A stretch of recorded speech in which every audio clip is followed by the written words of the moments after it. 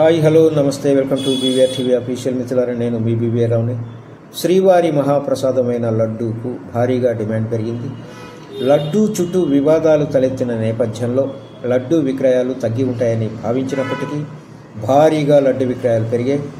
కల్తీ నెయ్యి వివాదం లడ్డు విక్రయాలపై ప్రభావం చూపలేదు. లడ్డూ తయారీలో అపశృతులు జరిగిన శ్రీవారి లడ్డూను పరమ పవిత్రంగా భక్తులు భావిస్తుంటారు.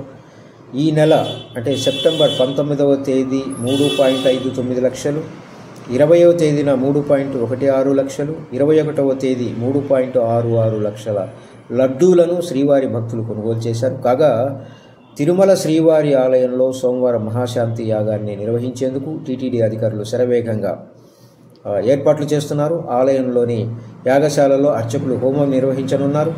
రేపటి రోజున రోహిణీ నక్షత్రం శ్రీవారికి ముహూర్త బలం కావడంతో సోమవారం అంటే రేపు ఉదయం 6 గంటల నుంచి 10 గంటల వరకు మహాశాంతి హోమాన్ని నిర్వహించనున్నారు.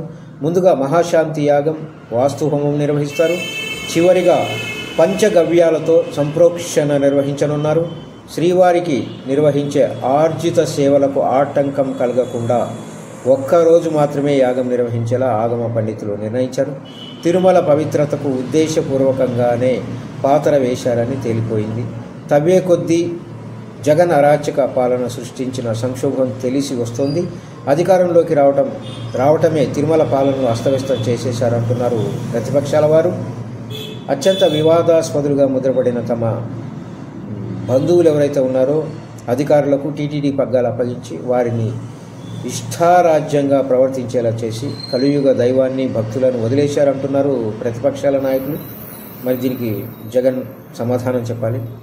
నాణ్యతకు పవిత్రతకు భరోసా ఇచ్చిన డైరీల నుంచి నెయ్యి సేకరణ ఆపేసి జగన్ తనకు నచ్చిన కంపెనీలకు నెయ్యి కాంట్రాక్ట్ ఇవ్వటానికి ఆధ్యాత్మిక ప్రాధాన్యం కలిగిన లడ్డూ పవిత్రతను సైతం మంటగలిపేశారని తీవ్రమైన విమర్శలు చేస్తున్నారు ప్రతిపక్షాల వారు. సో జగన్ అండ్ గ్యాంగ్ సమాధానం చెప్పాలి. దీనికి వాళ్ళ నోళ్లు మోయించాలి.